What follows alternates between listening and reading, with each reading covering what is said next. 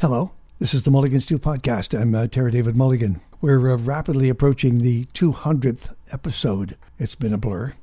We'll very likely take stock at episode 200 and see where we want to go, where we want to take it. Any suggestions are welcome. This is part 2 of our Miami Steve Van Zandt conversation that I had a couple of weeks ago. He has an incredible book out there. It's a huge read. It's his entire life, and he has a very busy life. It's called Unrequited Infatuations. If you want to give it for Christmas, give it for Christmas. If you want to keep it for yourself, gift it for yourself. It's really that good. In this second part of the conversation, we started talking about the Big Bang. What was the Big Bang of rock and roll? That was February 9, 1964, the Ed Sullivan Show and the Beatles. But for Steve, it was the next year, Bob Dylan, Subterranean Homesick Blues, and why the first 2 lines in that song changed rock forever and music in general. We're going to talk about Leonard Peltier, the Indian leader who is still in jail. And Miami Steve fights hard for him and has done so over the years and has always dealt with Native issues with his own voice. He'll talk about the 10 years of Sopranos, the 4 years of Lilyhammer, and the fact he's really proud of the fact that in those 14 years, he only missed 2 months of touring with Bruce Springsteen and the E Street Band. Very proud of that. And actually, he has an interesting comment about what is the biggest international music being made. It's and frankly, it isn't rock and roll. It is reggae. And Bob Marley is the artist that drove that. And there's an interesting conversation here about the last song on Sopranos. It ended up being Journey. And he said he suggested 4 titles to the director, David Chase, as to what it should end with. And he'll tell you about those 4 songs. Here is part 2 of my conversation with Steve Van Zandt, author of Unrequited Infatuations.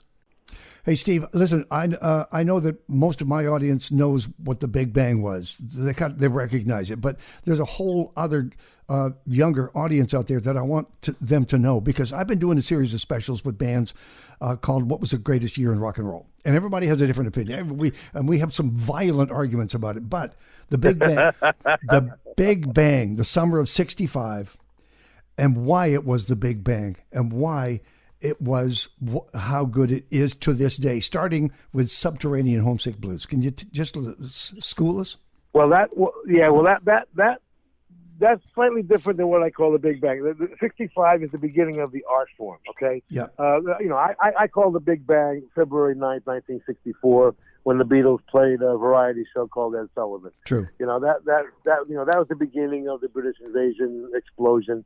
I call that the actual Big Bang of rock and roll. But the art form would form a year later, in 65, when Bob Dylan starts to introduce the idea, just the very idea of personal expression and social commentary coming from where he came from, which was folk music and country blues, which were in those genres, it was a regular thing to talk about reality. But he would bring that to the pop idiom, and that was a new idea. And I talk about the first 2 sentences of Subterranean Homesick Blues is the shot heard around the world in terms of political, engagement and every other social engagement. Johnny's in the basement mixing up the medicine. I'm on the pavement thinking about the government. And we were like, what? You're thinking about what? Who thought about the government? Government. Those days? Yeah. I mean, it just wasn't done. It was certainly not part of pop music. Which led to which directly led to For What It's Worth. Yes, and Volunteers of America. Fortunate Son. It meant many things, but all the way to Ohio, which will always be probably the ultimate example of it, and ultimately, of course, my own Sun City. But it was a new idea to use this, it was about to be called rock, but at the time it was still pop, and it became rock because of Bob Dylan influencing the Beatles and the Stones and the Byrds, and they all influenced each other, and the Who and whoever you want to include. And suddenly they're all influencing each other, and they're realizing, wow, this thing is no longer just another teenage distraction that people are going to grow out of, like they did in the 50s. This is for keeps. This is forever, and the audience would evolve with the artist to this day. You know, who the biggest artists in 1964? Beatles and Stones. Yep. Who's the biggest artist right now? The Beatles and Stones, right? You know, and that's how it should be. Yeah, that's how it should be. You know, it's the ever circle. It's the big circle. I want to thank you for including Leonard Peltier in your Native issues. I love the writing. I jumped up and down when I saw Leonard's name pop up.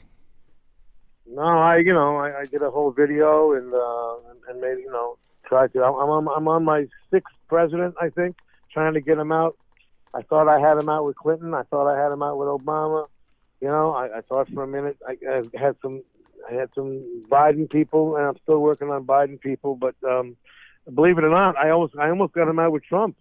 No. But then 2 or 3 of the people I was dealing with, of course, went to jail themselves. So Okay. But it's been one of the biggest frustrations of my life. I would say the single biggest frustration of my life. It's just horrendous and the most absolute outrageous and miscarriage of justice in our history. Other than those who were actually executed, falsely, incorrectly, whatever you want to call it, innocently. But other than people who might have been executed. This is the biggest miscarriage of justice in history. I mean, we're 45 years. The guy's in jail. They falsified evidence. They coerced witnesses. They wouldn't let the ballistics test into the trial. It showed that his rifle didn't fire the shot, and yet he remains in jail for 45 fucking years. Yep. I mean, it's absolutely incredible to me, and. Very, very, very. I believe his time's coming. I just feel it in my bones. There's a movement afoot, and I believe he will be swept up in that. From outside the cell, I believe there's a movement afoot. And thank you for leading. Thank you for your mentions. I love the whole Darlene Love. Having met her a couple of times, first of all, I love what she did and what she can still do. And bringing her back to a studio and giving her tunes and just recreating how much we love her as an individual and what she represents. But I have to start with Sopranos because you finally get this incredible part, and the story that you tell, the detail is fantastic. How you actually ended up in that role, okay? Because it wasn't the role they wanted to talk to you about, and then at the same time, stop me if I've got my timing wrong. Just as you finally lock that down, Bruce comes back and says, "We're putting the band back together." I know, it was unbelievable timing. I'm like, I'm looking for a new gig for 18 years. Okay, 18 years. I finally get one. And I'm like, okay, this is it. This is me the rest of my life. I'm going to be an actor, dedicate my life to it. And he puts the band back together, So it was. I was very lucky that it was David Chase, who was a fan, sure, and a big enough fan to schedule my scenes on all of those days off. Because I basically, between the 10 years of Sopranos and 4 years of Lilyhammer. That 14 years I was on TV with touring the whole time, and I missed only 1 month of one tour and 1 month of another tour. That was it. I missed 2 months in 14 years filming simultaneously. It's incredible, really, when I think about it. Stevie, all of this begs a question because we're talking film. We haven't talked stage, but stage is part of this. We're talking recordings. We're talking videos. What do you think? It begs the question: which art form speaks directly to the masses? Is it rock and roll? Well, I would say it's certainly music. I think music is the international common ground. Whether it's rock and roll, you could certainly discuss. I think probably reggae is more universal than rock and roll, to be honest. But rock and roll, I think, set up a template, and it is the greatest genre, I think, in terms of all the other genres that have learned from it. And reggae has learned from rock and roll, certainly. But it is the one genre that is most effective at communicating substance. There's something about it, all the other music forms, can have their own kind of substance. But when it comes to just, there's something about, maybe it's the rhythms, I think dance rhythm is certainly something that's very universal, and people used to dance to rock and roll. People forget that. But I think there's something about it that is able to stimulate people and inspire them and motivate them worldwide. But I think some of the more dance oriented music, I think world music, reggae music, all of which comes from that template of rock and roll. Yep. Can be as effective and sometimes even more effective. I think if I had to say who's the most international artist in history, there's no question that it's Bob Marley. Bob Marley. Yeah. To this day, Steve. To this day. Yeah. There's no question about that. I love the quick short bursts of at the end of lines and chapters. You said nobody heard it. Nobody saw it. Nobody read it. How well? You got to have a little sense of humor, Terry. You got to have a how well did you take rejection, Stevie? Did you just move on? Did it roll off you? Well, you see the title of the book, don't you? Yeah. Where do you think that comes from? Look. Luckily for me, I don't measure myself that way. I measure my my art, my work.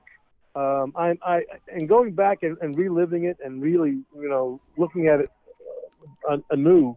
I wouldn't change a thing, man. I absolutely very happy about my work, and so I'm proud of it, and that's what counts. I don't measure it by its success, by its commercial success. And I never, I know it's supposed to be a balance of art and commerce, but I never got to that commerce part, man. And I'm still trying. I'm not going to give up on it. But let's face it, my life is a triumph of art over commerce. I somehow have managed to get all this work done without any success. Now, of course, I have had great success. With other people's visions, with the East Street Band, with the Sopranos and Lilyhammer, and Sun City Project, I would consider a major success. But other than that, my own work really has never found an audience, and I wish it did. I wish it would. I would love for that to happen, but it doesn't diminish the work one iota in my mind. I don't know what 2022 is going to look like because everybody's been hunkered down, as you well know. But I get the feeling it's going to be an incredible touring year for a lot of people if, in fact, everything falls into place and we can be safe out there. Will you go back? You go back with Soulfire? In what form would you go back out on the road if you were touring? Well, the last 3 years before the quarantine, I did the Soulfire tour right into the Summer Sorcery tour. We did, those 2 new albums and 2 tours right in a row. Yeah. And it was the 3 most productive years of my entire life, Terry. I mean, I got out 6 album packages in those 3 years. My entire remastered catalog from the 80s. I got the Lilyhammer score. We had the Mecca to Mecca, the Beatles tribute. We did all kinds of fun things. Six full packages, including the 2 live DVDs. So 22. I want to get back on TV here eventually, And I would like to keep the Disciples of Soul together, but I'm going to give Bruce first priority. You know, if he wants to go out, with the E Street Band, I'm gonna do that. I really feel like we need to, you know, we could use at least one more time around, and you know, we did that record just before the quarantine. You know, thank goodness, because we did it the old school way, everybody being in the same room, and you know, and that record is just itching to be played live. So you know, I'm hoping that's what happens if Bruce wants to do it. If not, I'll go back on TV and maybe get the Disciples of Soul together. Okay. You know, because that band is amazing. It's one of the most amazing bands ever assembled by anybody. And anybody who saw that show, those last two tours, will tell you the same thing. I mean, they were just unbelievable. You did actually. It's interesting. You did show us the way that Netflix became this power. How they started, how they needed product, how they needed shows, and you were ready to fill the void. As a matter of fact, you were probably, your best riff is when someone says, well, what do you got? Over a desk, and you haven't walked in with anything, but you have something, and you pull it out of your head, not your ass, but your head, and you make your pitch. I believe you sell your pitches better than almost anybody anywhere.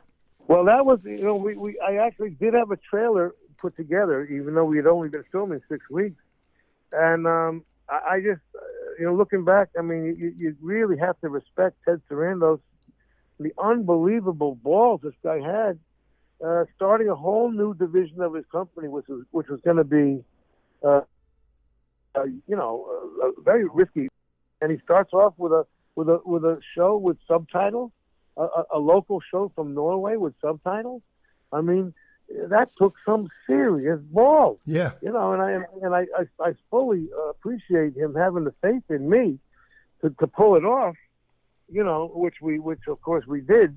But what a ballsy move. I mean, really, think about that. And you know, that's the first show. That's the first show on Netflix. You know, and you know, it could have ended the company right there. but people loved it right away. I mean, not many people saw it because there wasn't a whole lot of marketing back then. You know, I mean, there was 2 people at Netflix when I got there. You know, there's over 400 now. But you know, it was a new idea, and what a risky move Ted took, you know, so he deserves all the success he's gotten. I mean, every bit of it. Would you tell people what you would have finished the Sopranos with? What song you would have had if they'd asked you? I had 4 different choices. And, yeah, me and David Chase were, you know, rolling around in the dirt over that one for a couple of weeks. You know, because we had this reputation that David Chase had established. He was the one picking the music, and it was really established as this, you know, the coolest music ever on a TV show. And you know, and then he wants to end it with a Journey song, which I was like, oh man, we can't do that. We just can't, you know. There's nothing wrong with Journey, but you know, he had this reputation for, you know, picking odd sort of cool things. And I had 4 choices. I had Devil King from Kansas, from Procol Harum. Yep. I had Darkness from the Youngbloods. I had the Juxtaposition. I had The Pretty Ballerina by the Left Bank. Right.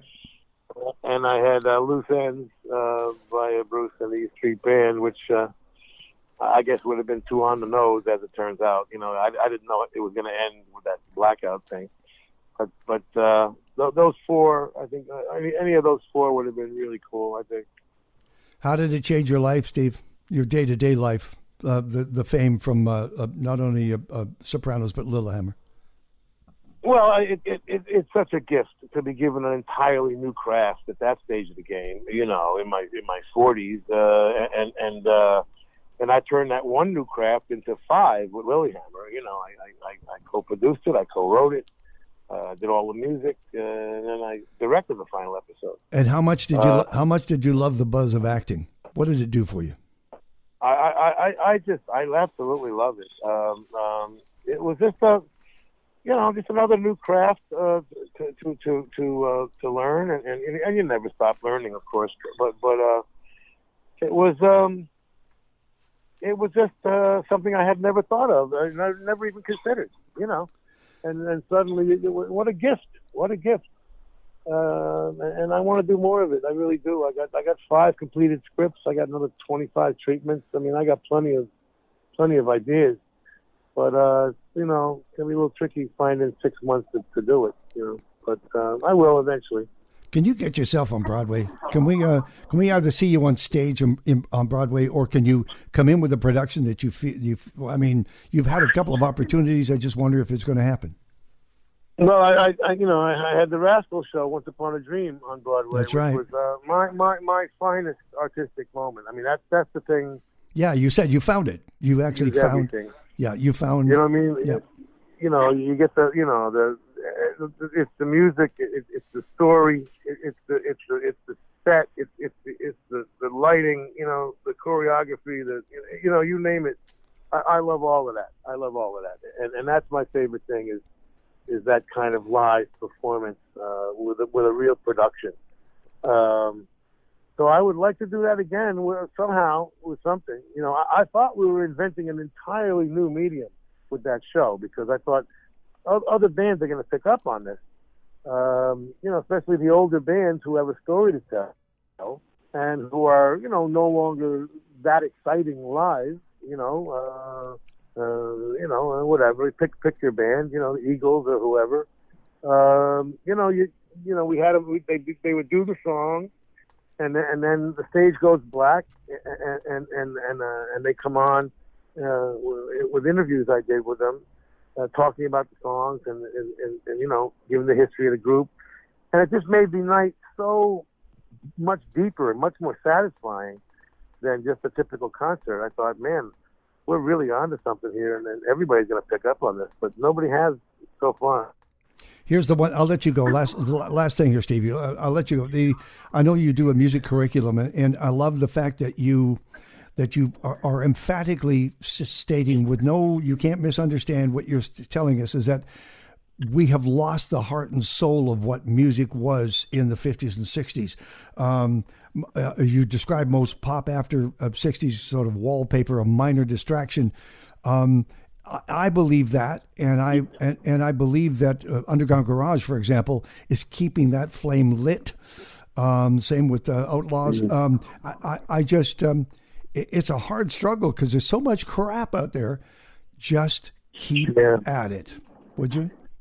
Yeah. Well, thank you, man. Thank you. It's too late to change now. I mean,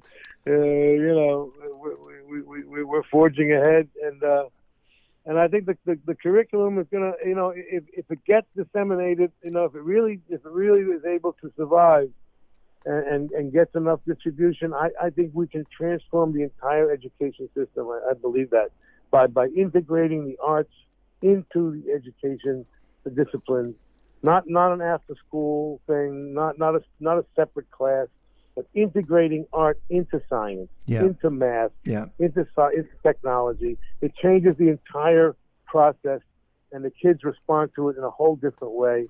And I'm convinced we could actually transform the entire education system if we get enough attention. Thank you, my friend. Thank you. Away you go. Good talking to you, my friend. Good talking to you. Thank you, Steve. All right, sir. Thank you, buddy. All righty. Bye. Bye-bye. Miami Steve Van Zandt. I hope that you have been intrigued enough to want to check out this autobiography of his, Unrequited Infatuations. It's out there now. It is a fabulous read. And it's a big, big book. You will be amazed at the places you go and the history that unfolds reading these pages. Miami Steve Van Zandt. Thank you for listening. And thank you for subscribing on Spotify, Google Play, or Apple Podcasts. All the details for this show can be found at mulliganstew.ca. We'll see you next week.